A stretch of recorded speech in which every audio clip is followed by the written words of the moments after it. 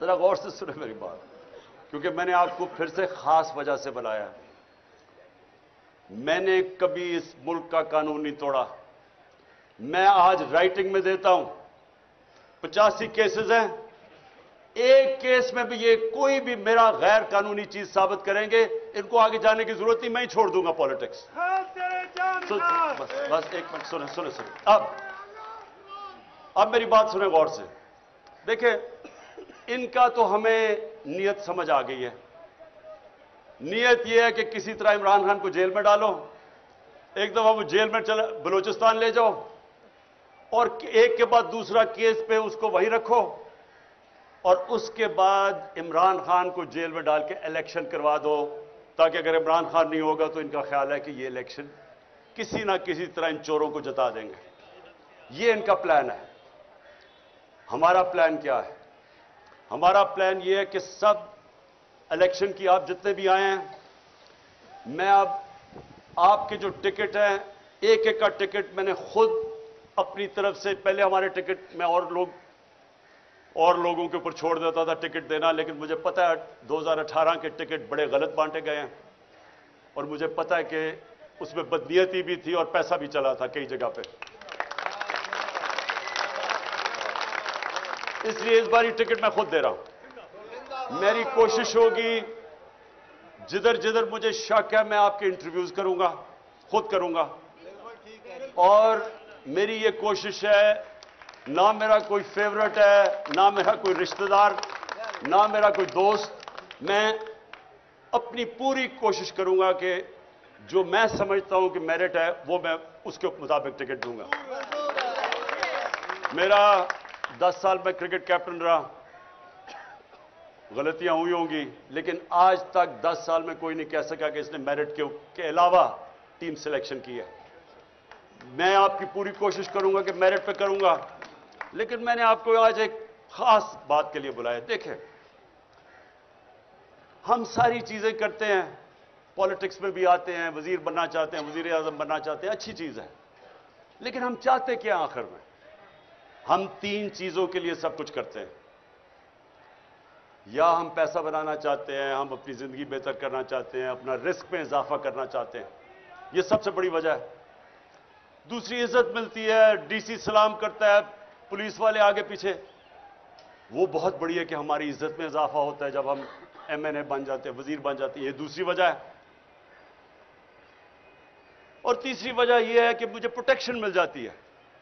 اگر میری لڑائی ہے، علاقے میں دشمنی ہے، تو جیسی میں الیکشن جیتتا ہوں، اسٹیٹ کی میرے پاس پاور آ جاتی ہے، مجھے پروٹیکشن مل جاتی ہے، یعنی میرا جب عزت میں اضافہ بھی ہوتا ہے، میری زندگی بھی بچ جاتی ہے۔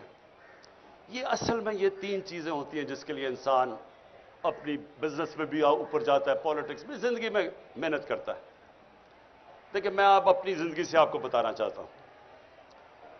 سب سے پہلے جو سب سے بڑا خوف ہے وہ ہے موت کا۔ یہ ایک ایسا خوف ہے جو انسان کو غلامی بھی انسان قبول کر دیتا ہے موت کے خوف سے، بلکہ بدترین غلامی انسان کی ہوتی ہے جو وہ خوف کی وجہ سے وہ رائے حق پہ نہیں کھڑا ہوتا۔ میں مثال دیتا رہتا ہوں کوفہ کے لوگوں کی، کہ ان کو پتا تھا حضرت امام حسین حق پہ کھڑے، انہیں پتا تھا کہ وہ اصول اور سچ پہ کھڑے، لیکن یزید کے خوف کی وجہ سے انہوں نے ان کی مدد نہیں کی، اور ہمیشہ وہ پچھتاتے رہے کہ اسلام کی تاریخ کا سب سے بڑا ظلم ہوا اور انہوں نے کچھ نہیں کیا۔ تو یہ جو خوف ہے، جب میں مدینہ کی ریاست کی مثال دیتا ہوں تو اپنے بچوں کو ضرور بتائیں کہ دنیا کی تاریخ کا سب سے بڑا انقلاب آیا تھا، اور یہ تاریخ کا حصہ ہے۔ 625 میں جنگ بدر، 313، 11 سال کے بعد یہ ہسٹری کا حصہ ہے، ورلڈ ہسٹری کا۔ 625 جنگ بدر، 636 میں رومن ایمپائر گھٹنے ٹیکتا ہے یارموک پہ، اور 627 میں دوسری سپر پاور پرشین ایمپائر قدسیہ میں گھٹنے ٹیکتا ہے۔ یہ ہیومن ہسٹری میں 11 سال میں کدھر 313 اور کدھر 2 سپر پاورز گر جاتی ہیں. یہ کیا ہوا تھا؟ سب سے بڑی چیز انسانوں کے خوف ختم کر دیے تھے. دنیا کے سب سے عظیم لیڈر نبی صلی اللہ علیہ وسلم نے جب کہا تھا کہ اللہ کے ہاتھ میں ہے، قرآن کی کئی آیتیں، جب امت گھبرائی ہوئی تھی جنگ خندق پہ، بہت بڑی فورس آ گئی ان کے خلاف، کنفیڈریشن تھی، تو قرآن کی آیت آئی کہ کتنا ان کے اوپر پریشر تھا کہ اب کیسے ہم بچیں گے. ادھر آیت آئی کہ کیا تم اگر تم بھاگ جاؤ گے تو کیا تم زندہ رہ جاؤ گے؟ کیا تم اگر اللہ نہ چاہے تم زندہ رہ سکتے ہو، اور اگر وہ نہ چاہے تو تمہاری کوئی جان لے سکتا ہے؟ خوف دور کر دیے. وہ دنیا کی امامت کی انہوں نے جو ساری دنیا میں پھیل گئے. جو میں نے یہاں باہر دیکھا، آپ یقین کریں کہ میں تیار تھا اپنا بیگ پکڑ کے، میں نے کہا میں لوگوں کو میں زخمی نہیں دیکھ سکتا کہ وہ ادھر سے فوج آ رہی ہے جس طرح کوئی کشمیر فتح کرنے آ رہی ہے، رینجرز آ رہے ہیں، ادھر سے پولیس، اور یہاں چند اتنی ٹیئر گیسنگ کی کہ ہم اندر نہیں، اندر کمرے کے اندر ہمارے لیے مشکل تھا. اس طرح کا انہوں نے اٹیک کیا. اور وہ چند، میں آج ان کو سلام کرتا ہوں جس طرح وہ کھڑے ہوئے ہیں لڑکے.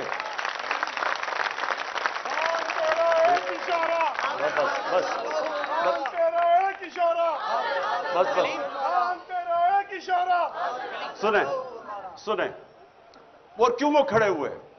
میں جب یہاں سے تیار تھا میں نے کہا میں اب جاتا ہوں پولیس کو پکڑاتا ہوں. وہ سارے نے دیوار بن کے کھڑے ہو گئے کہ نہیں آپ نے نہیں جانا، یہ آپ کو تشدد کریں گے، مار دیں گے، زہر دے دیں گے جیل میں. وہ کھڑے ہو گئے سارے. اور جو وہ لڑے ہیں میں آپ کو بتاؤں، اتنی پولیس بندوقیں چلا رہے ہیں، وہ بیچاری سمابیا وہ دیکھ رہے ہیں عورت آ رہی ہے، نشانہ لے کے اس کے اوپر وہ کارتوس چلاتا ہے. یعنی یہ کدھر ہوتا ہے ایسے؟ وہ کون سے ہم ظلم کر رہے تھے؟ کیا کر رہے تھے؟ پولیٹیکل لوگ ہیں، پاکستانی ہیں. آپ دیکھیں، یا تو وہ لگ رہا تھا فلسطین ہے اور یا لگ رہا تھا مقبوضہ کشمیر ہے. یعنی کس طرح کے، جب میں کہہ دیا کہ میں عدالت میں جا رہا ہوں، میں کس لیے آ رہے تھے کہ 18 میں عدالت میں جانا، میں نے کہا کہ میں جانے کے لیے تیار ہوں، شورٹی بانڈ تھا. اس کے باوجود ان بدنیت تھے، جیل میں لے جانا چاہتے تھے، انہوں نے عدالت میں پیش نہیں کرنا تھا. ان کا پلان، وہ لنڈن پلان یہ ہے کہ عمران خان کو، وہ جو بگوڑا بیٹھا ہوا ہے وہ اتنا ڈرا ہوا ہے کہ پہلے عمران خان کو جیل میں ڈالو پھر میں آؤں گا.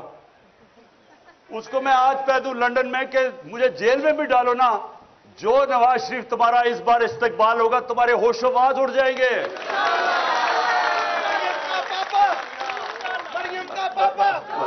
اچھا، اب جو وہ نوجوانوں نے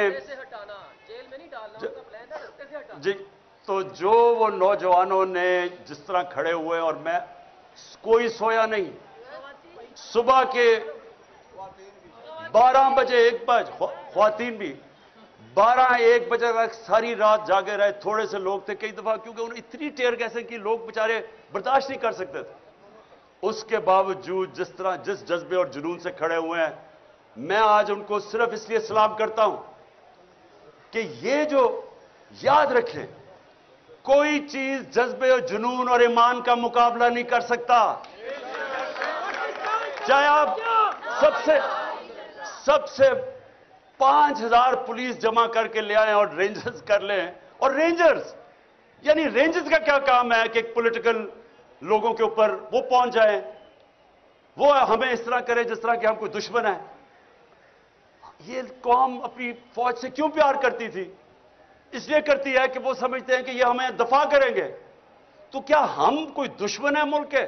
یہ جو چور اوپر بٹھا دیے ہیں، جن کے اربوں ڈالر باہر پڑے ہوئے ہیں، چوری کر کے پیسہ باہر، ان کی عیدیں باہر، ان کے علاج باہر، ان کی شاپنگ باہر، ان کے ٹبر سارا باہر، ان کے لیے کھڑے ہو کے اور ہمارے جیسے لوگوں کے اوپر اس طرح کا برتاؤ کرتے ہیں.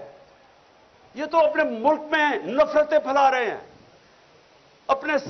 اپنی سب سے بڑی پارٹی کو اپنے ادارے کے خلاف کھڑا کر رہے ہیں.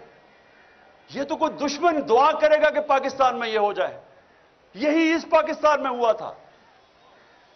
کیا ہوا تھا کہ سب سے بڑی جماعت کے خلاف ہم نے فوج کھڑی کر دی. تو کیا سبق نہیں ملا کہ ملک ٹوٹ گیا تھا؟ اور اگر آج سب سے بڑی پارٹی جو واحد فیڈرل پارٹی رہ گئی ہے, ایک فیڈرل پارٹی ہے جو ملک کو اکٹھا رکھ سکتی ہے, اگر پہلے اس کے لیڈر کو قتل کرنے کی کوشش کی, اس کے بعد یہ ڈرامہ ہو رہا ہے سارے ملک کے سامنے کہ جیسے ہم کوئی دہشت گرد ہے, اور یہ اوپر والے چن چن کے وہ پولیس والے لے کے آئے ہیں جو جرائم پیشہ ہیں. ان کے اوپر ہم نے الیکشن کمیشن کو کہا تھا کہ 25 مئی کو انہوں نے ہمارے اوپر تشدد کیا, ان کو نہ لے کے آئے, انہی کو لا کے اوپر بٹھا دیا. اور پھر یہ سوچ رہے تھے کہ یہ جب خوف دیکھیں گے, پولیس دیکھیں گے, تشدد دیکھیں گے, بھاگ جائیں گے. یہ اب بھاگنے والی قوم نہیں رہ گئی. یہ وہ قوم ہے جس میں شعور آ گیا ہے. یہ وہ قوم ہے جو پچھلے 11 مہینے میں نے اپنی زندگی میں نہیں سوچا تھا کہ ایک دن میری قوم بھی اس طرح جاگ جائے گی. جاگی ہوئی قوم ہے. اور بس اور جو سب سے بڑی مجھے خوشی ہے کہ لا الہ الا اللہ کا اندر دلوں میں جا رہا ہے. اس کا مطلب آزاد کر رہے انسانوں کو. یہ میری آج بات سن لے, اگر لا الہ الا اللہ آپ کو آزاد نہیں کرتا, اس کا مطلب ابھی آپ کے دل میں نہیں گئی, زبان پہ ہی رہ گئی ہے. ایاک نعبد و ایاک نستعین آزاد کرتا ہے انسان کو. میں 26 سال سے اپنا نصب العین بنایا کہ اللہ صرف میں تیری عبادت کرتا ہوں اور تیرے سے مدد مانگتا ہوں, کسی کے ساتھ اور سامنے نہیں جھکتا. یہ وہ قوم ہے. میں آپ کو بتاؤں کہ گورنمنٹ آتی جاتی ہے, الیکشن جیتے ہار ہوتی ہے, لیکن جب عوام ایک قوم بن جاتی ہے اس کو کوئی شکست نہیں دے سکتا.